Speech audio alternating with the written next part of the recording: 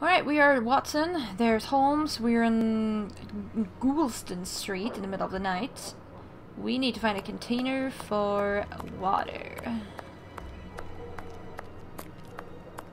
I have no reason to go that way. Aww.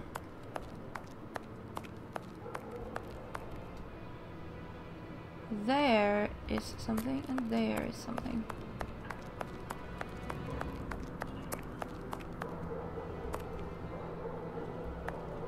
An old wooden pole. A merchant probably threw it out. Here we go. A watering can. That's what I need. But I can't reach it. Let's do this. A watering can. That's... Yes. A watering can. That's what I need. But I can't reach it. A watering can. That's what I need. But I can't reach it. Yes, Watson. You can reach it. Look, I made a hook for you. A watering can. That's what I need. But I can't reach it. A watering can. That's what I... Yes. A watering can. Yes. A watering can. That's what I need. But I can't reach it. Oh, you can. A watering can. That's what I need. But I can't reach it. We have a large pole with a hook here, dude. A watering can. That's what I need. But I can't reach it.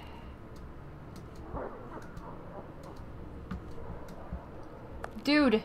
A watering can. That's what I need. But I can't reach it.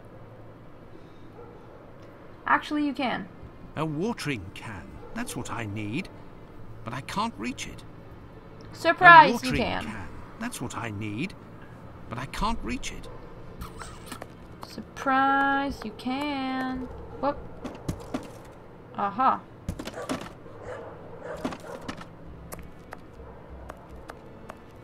Aha. Surprise, now you can.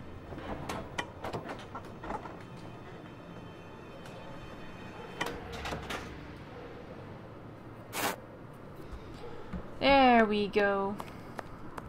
Okay, water.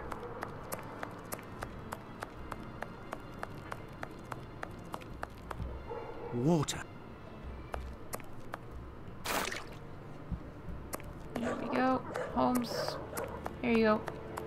Yes, I have, Holmes.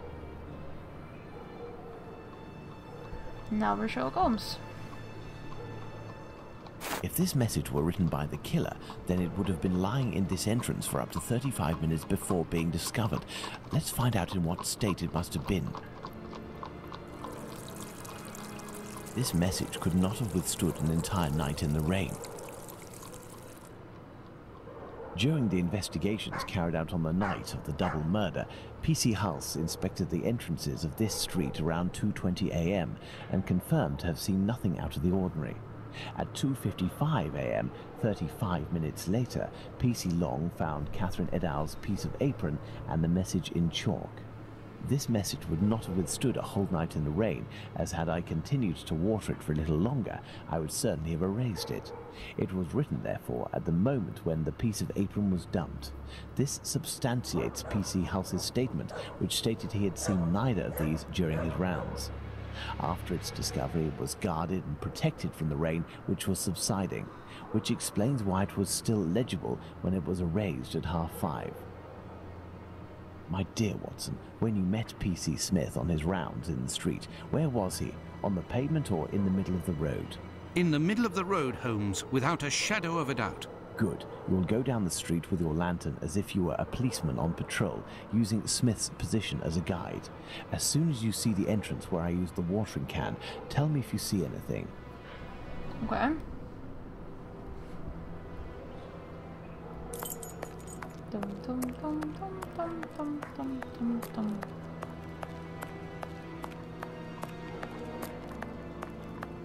I missed the entrance. You didn't tell me anything.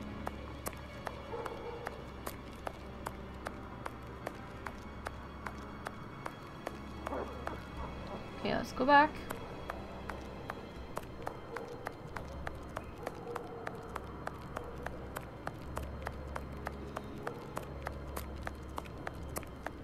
I have no reason to go that way. Okay.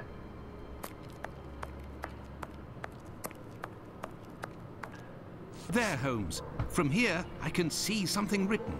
Can you read it? No. Do you see the white rag, Watson? I see something on the ground, but I'm not sure if it's what you were talking about. PC Long, who found the piece of apron, was examining the interior of the entrances, and yet nobody would have predicted that this piece of material would be discovered on the very night of the murder by a policeman on patrol. What are you trying to get at, Holmes? Let's look at this message on the wall, Watson. The Jews are not the men that will be blamed for nothing. In other words, the Jews were possibly blamed for nothing, but that will no longer be the case. Reading this message naturally begs one question. What would that be, Watson? Why? Indeed, Watson, why? For what reason would one have the right to blame the Jews in the future? Remember, Lestrade was killed near a club for socialist Jews, Edaus not far from a synagogue and the Imperial Club, and finally, this piece of apron dropped here. This building is occupied by Jewish families. The killer really did go out of his way to incriminate the Jews living in the area. It's a bit obvious, Holmes. Yes, but with the rumours, Watson, the author of this message would have received a response to his strategy. You are right, Holmes. So perhaps it's a good thing this message was erased. Whoever took the decision to do this is a man of great wisdom and courage. Let's return to Baker Street, Watson. I have some pipes to smoke to help me think more clearly. Let's go back to Baker Street. Home, sweet home. I'm not entirely sure what the logic was here, but okay, let's go on.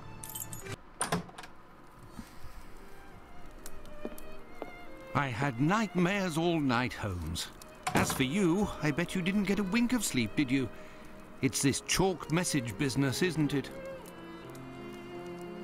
Among other things. And this lunatic is still running free. If only we knew what he looked like. But we do know, Watson. We have a fairly accurate description. I must have missed an episode of your adventures, Holmes.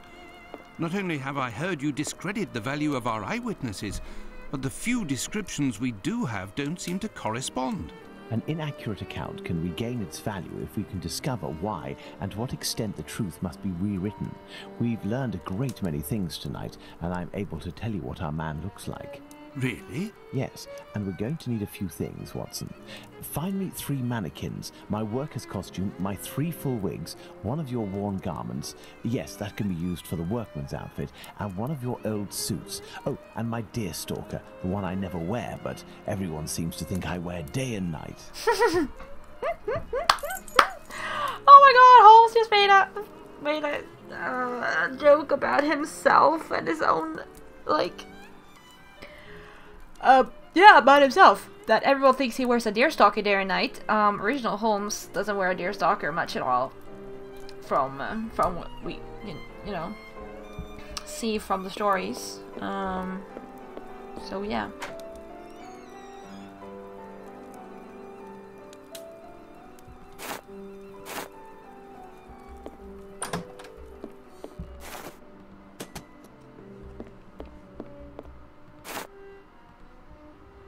Going through Holmes' stuffs. Oh, there's nothing there.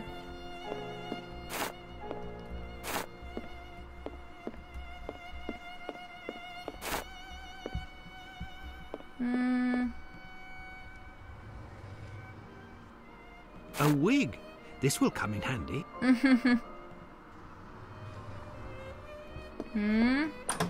Right, Watson. Your room. What? Okay.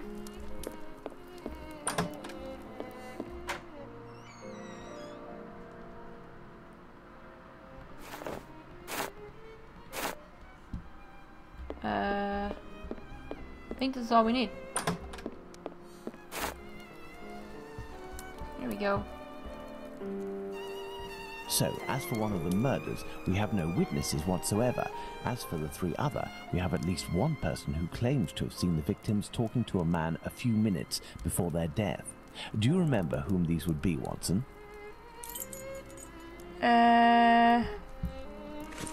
Oh dear.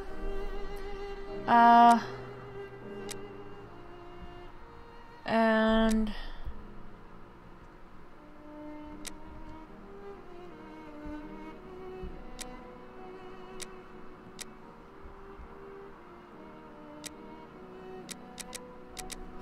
think this. And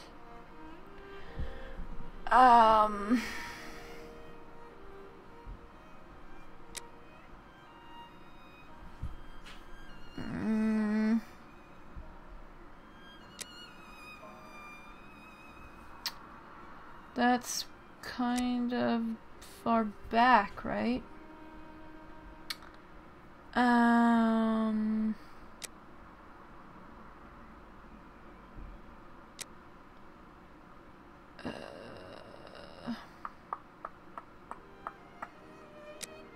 Yeah, before the gas man.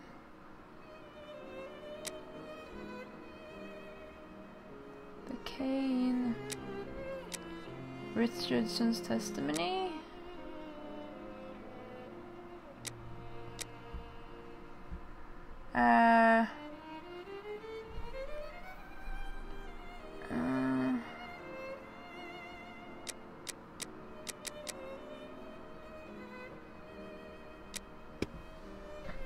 No.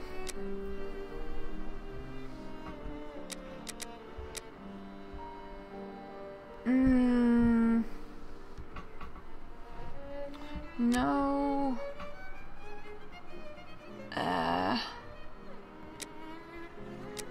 Here, I think. There's statements.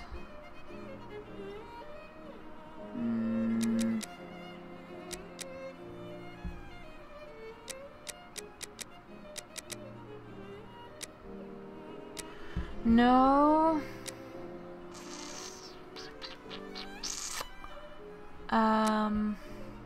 No. No.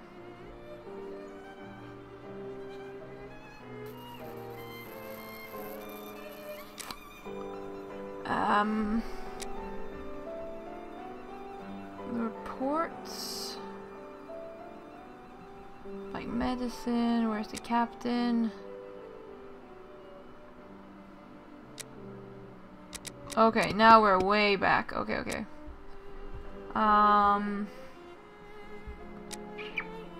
We have Abrams' statement. We have Constable Smith.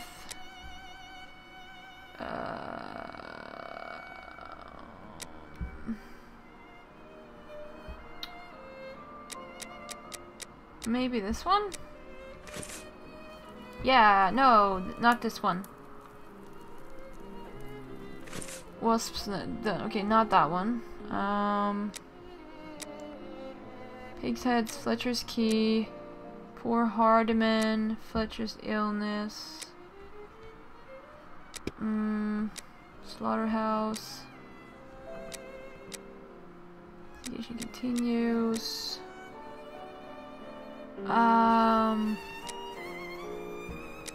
Squibbly statement? No. Dear boss.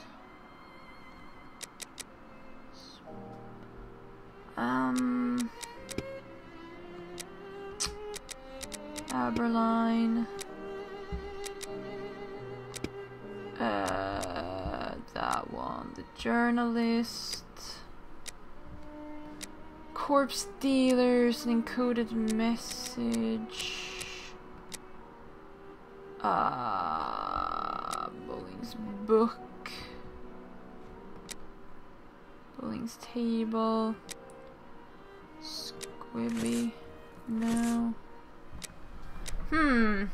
Skewer meat. No. Pounds as cat. No. New bookseller. Hardly. No. Danny Nutcracker. Nah.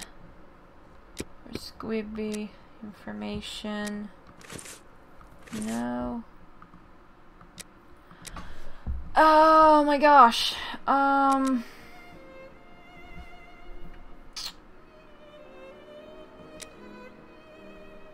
No.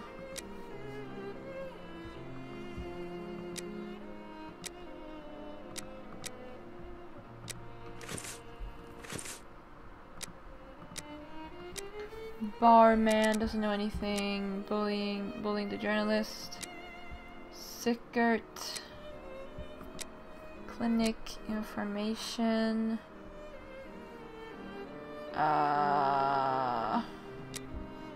Cocaine. Problems. Richard's testimony. Nah. Testimony. Nah.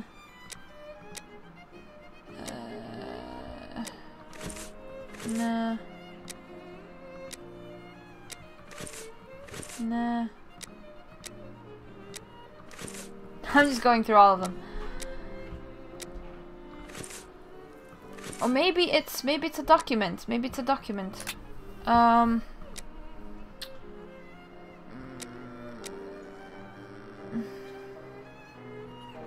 It's no, it's one of these it's one of these testaments. This one.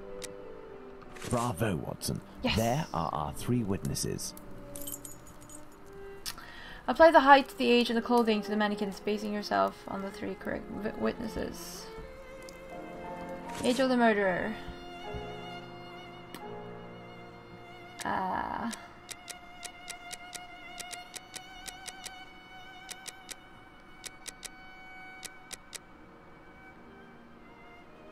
30 years old. And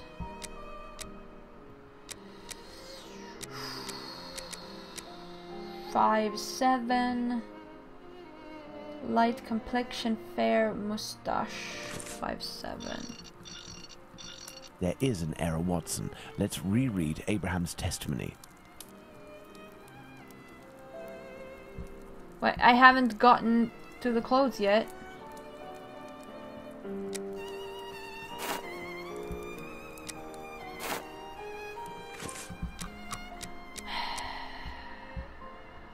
"30 years old, about 5'7", light complexion, a fair moustache, a loose dark jacket, a grey cap, and a red scarf."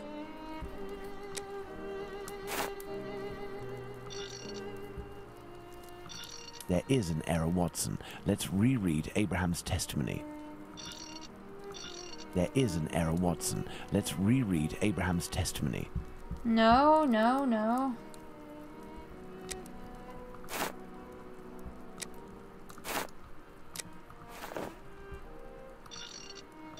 There is an error, Watson. Let's reread Abraham's testimony. No, no, no. Okay, the man must have been 30. The man must have been 30, about 5'7", light complexion, a fair moustache, a loose dark jacket, a grey cap, a red scarf around his neck. No, I'm pretty sure that's right. Okay, this one then. A short black outfit, small felt hat like a cap in a dark color and a white collar. I would say this and this.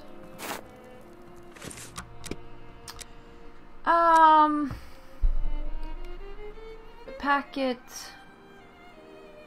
26 and 5/8.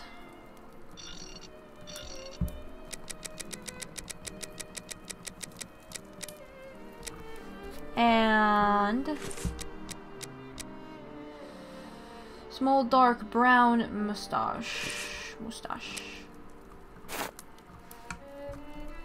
And testimony of Elong. At least 40.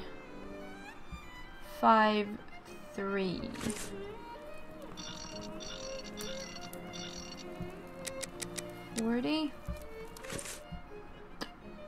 Had a brown deerstalker hat. Maybe this dude had a cap.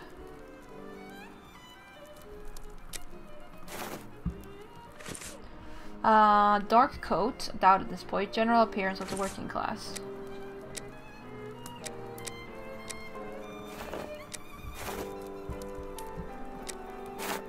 You happy with this?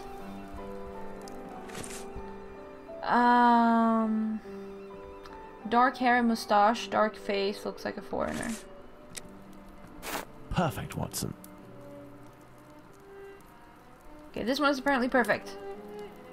This one, both these ones have errors.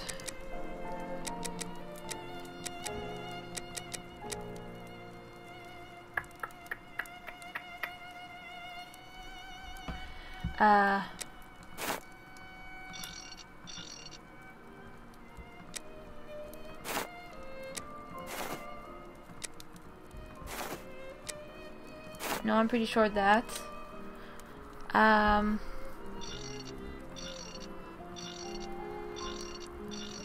There is an error, Watson. Let's reread Abraham's testimony. What?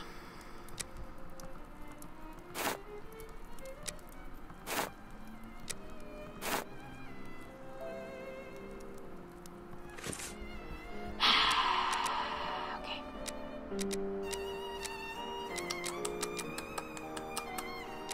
Okay.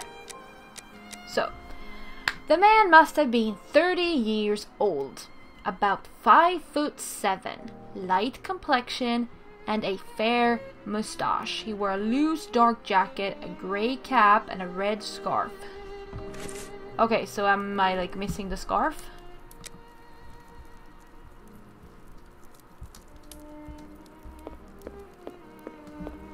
Am I missing a scarf? Not sure, maybe?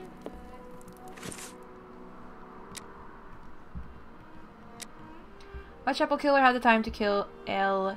Stridency. Ados. Chapman was holding an envelope in her hand. Okay. After gift, divert attention before killing them. Proceed in the same way, must have been accompanied, kill or extort his victims. It's the same man.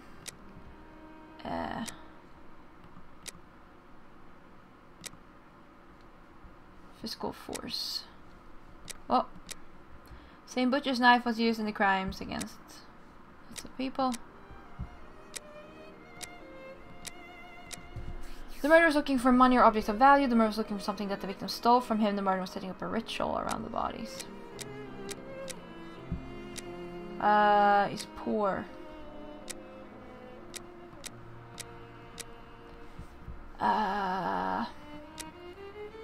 Accuse someone. Score settled with the Jewish community. Okay, we did that. That was cool, but I think I need a red scarf.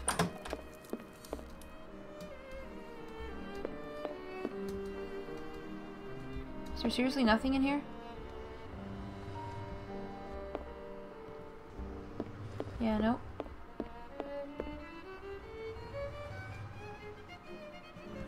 No. Okay, maybe I don't need a red scarf, but you're telling me something's wrong, dude.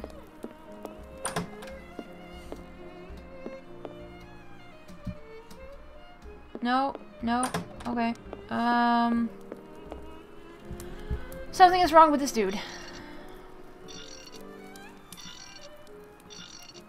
Indeed, Watson, that's the right size for Abraham's mannequin. The account given by Mr. Solomonovich's friend is incorrect in at least one point. The first Joseph said that the man was at least 5'7" tall. The second Joseph said he was 3 inches taller than the victim, whom we know was 5 feet tall, which would suggest a height of 5'3". Don't forget that it was this second Joseph who attracted his friend's attention towards the couple on the other side of the road. We can assume he got a very good look at them. As for young P.C. Smith's account, he must have been mistaken about this person's real height. It is only an inch or two after all, and we can attribute the same height as the other two. Okay. You mean like that?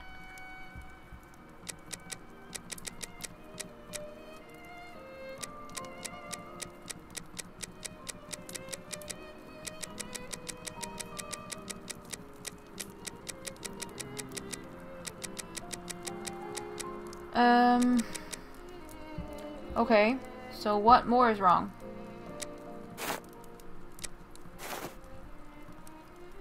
This game has a problem with, with their textures disappearing.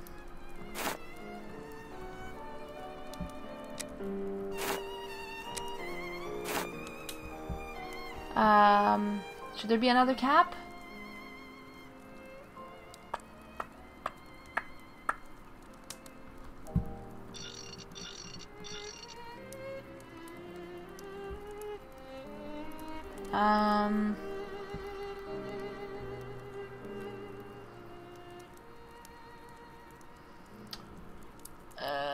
Basing yourself on the 3 correct witnesses. Okay.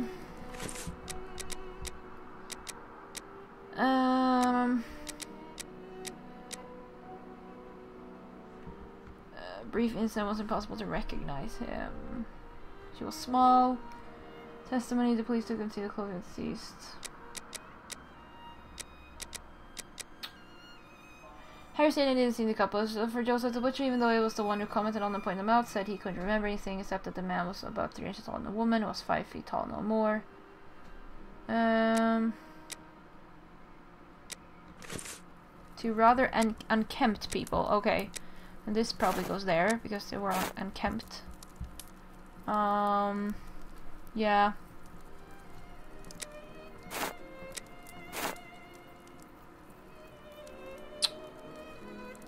Uh-huh. I think I'm missing a cap. Should be another cap somewhere. Oh, here we go. Now, here we go. Excellent. Now, on to the next step. There we go. So that one is right now. And he was actually blonde.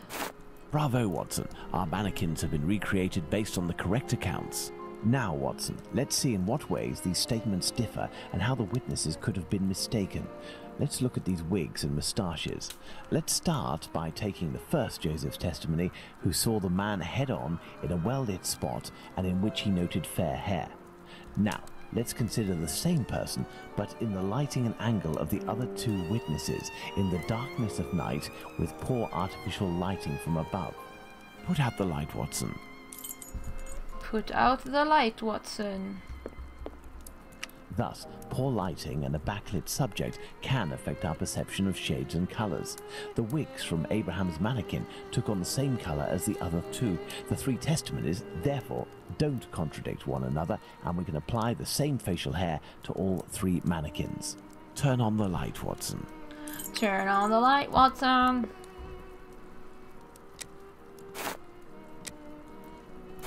Yes, I have, Holmes. Well done, Watson. With regards to the murderer's hair, the 3 witnesses should agree on Abraham's testimony. As Joseph is the only one who saw our man in full light, his hair must therefore be fair. You see, Watson, it is hard to draw objective conclusions when one is an eyewitness to an event. This leads us to reconsider the various statements regarding the supposed age of the man. Even if you are face to face with someone in full light and for a period of several hours, to what extent can you determine their exact age? And even more so if you observe them for only a few seconds and or from behind. We must allow some flexibility when considering our witnesses' statements, but always scientific flexibility. Yeah, I mean, telling someone's age is always real hard. Now that we have fully considered the witness accounts, let's see to what extent they agree. If we apply the range of error for each of our dummies, we can deduce the age of our murderer as precisely as possible. Okay. Tolerance of years.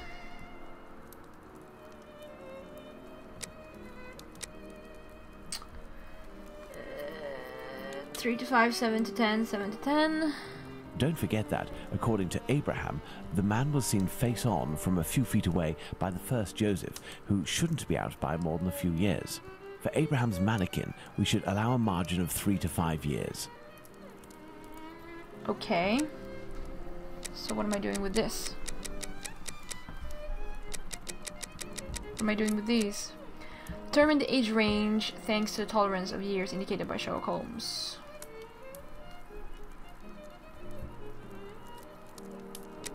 So what? 26? 27?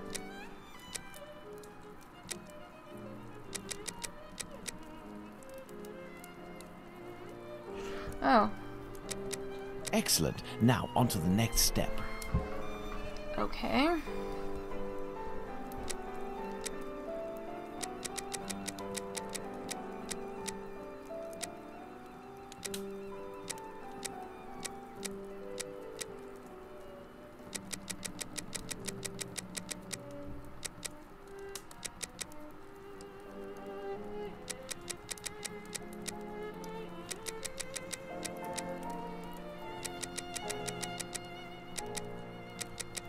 Excellent. Now, on to the next step.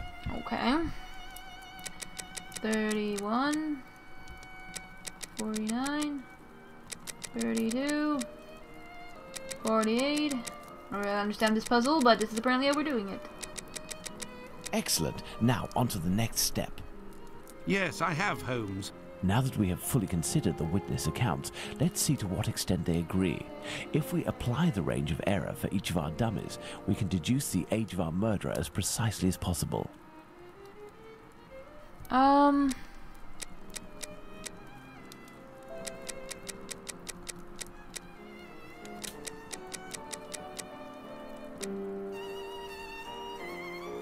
Orva? Perfect, Watson. Within a margin of 1 year, Watson, the age of our murderer is 33 years. But the man described by Smith was dressed respectably, whereas the other two were poorly dressed. Indeed, but Whitechapel's respectively could quite easily describe the Sunday bests that all lower-class men own. Now, let's place ourselves in the shoes of Liz Stride's killer. He has just slain his victim and sees Louis Diemschutz discover her body. Our killer is at great risk if he stays in the area. He therefore gets away from this spot. But he wants to kill again. However, he might have been spotted in the area before having committed the murder by a constable on his round, perhaps, who managed to get his description. What do you think the killer will do? He will... flee and nothing. Look for another victim. Commit a second murder in this place. Wait a moment for searching for another victim. No, that's not it. No, Change. Watson. No, Watson. No, Watson. No, that's not it. No, Watson. No, that's not it. No, that's not it. No, Watson. No, Watson. No, that's not it. I'm just gonna No, Watson. go through them No, all. Watson. No, Watson. No, Watson. No, Watson. No, that's not it. No, Watson. No, that's not it. No, that's not it. Okay, wait a while on No, the Watson. premises and No, Watson. escape. No, that's not it. No, Watson. No, Watson. No, that's not it. No, Watson. No, Watson. Throw his clothes in a sewer or a trash bin and head off to find another victim. It's hard to believe, Watson. Someone from a lower social class wouldn't throw away his clothing like that. Oh. No, that's not it. No, Watson. No, Watson. Go back home or to a safe location, change his clothes and leave again in search of another victim. It's the only possible explanation, Watson. The man returned to the safety of his lodgings and then decided to go out again with new clothes and repeat his sinister nocturnal work. That's how the discrepancies between the witnesses with regards to clothing can be explained. What a cold-blooded animal. And what determination! Powerful motives are pushing this man. Thus, we can conclude that the respectable man with the package may very well have been seen by the two Josephs. Even if it is just a mannequin, it's giving me goosebumps. But have we really made any progress, Holmes? I mean, there must be thousands of men in Whitechapel who match this description, wouldn't you say? You're right, Watson. We have worked on who, now let's work on where. We need a map of Whitechapel, and please also find me a pencil, 2 compasses, one of which can draw ellipses. Okay. Right, but we will do that a little later. We're perhaps getting to the end, sort of, solving it. I don't know, but anyways, thank you all very much for watching, and I'll see ya.